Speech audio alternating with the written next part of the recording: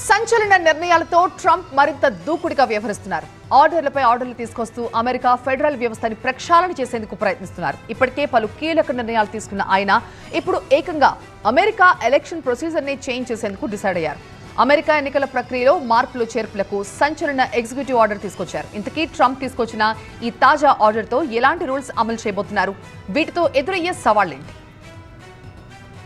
Federal వ్యవస్థలోని లోపాలు, జాప్యాల ప్రక్షాళనకు America అధ్యక్షుడు డొనాల్డ్ ట్రంప్ సై అన్నారు. ఈ క్రమంలోనే మరో కీలక నిర్ణయం తీసుకున్నారు.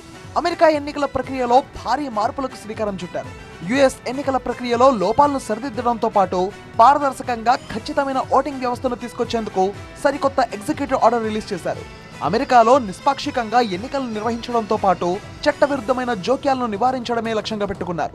అందుకు అనుగుణంగానే అమెరికా ఎన్నికల ప్రక్రియలో మార్పులు చేర్పులకు తీసుకొచ్చిన ఎగ్జిక్యూటివ్ ఆర్డర్లో ట్రంప్ పలు కీలక అంశాలను పొందుపరిచారు. ఎగ్జిక్యూటివ్ ఆర్డర్ రిలీజ్ సందర్భంగా ట్రంప్ ఆసక్తికర వ్యాఖ్యలు చేశారు. స్వయం పాలనలో ఎంతో మందికి మార్గదర్శకంగా నిలుస్తున్నప్పటికీ ఆధునిక అభివృద్ధి చెందుతున్న దేశాల ఎన్నికల ప్రక్రియను మాత్రం ఫాలో కాలేకపోతున్నామన్నారు.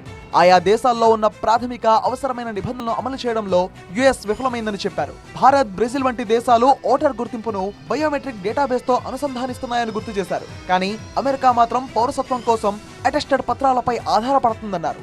జర్మనీ, కెనడా వంటి దేశాలు ఓట్లను లెక్కించేటప్పుడు పేపర్ బ్యాలెట్ల పద్ధతిని పాటిస్తున్నాయని, అమెరికా ఎన్నికల ప్రక్రియలో మాత్రం చాలా లోపాలు ఉన్నాయని ట్రంప్ అసహనం వ్యక్తం చేశారు.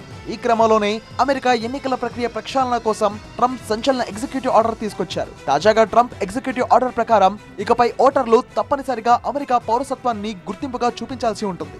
యుఎస్ పాస్పోర్ట్ కానీ, బర్త్ సర్టిఫికెట్ కానీ చూపించి అమెరికన్ సిటిజన్ గా నిరూపించుకోవాలి. వీటితో పాటు అమెరికా ఎన్నికల ప్రక్రియలో మరికొన్ని కఠిన నిబంధనలను ట్రంప్ తెరపైకి తీసుకొస్తున్నారు.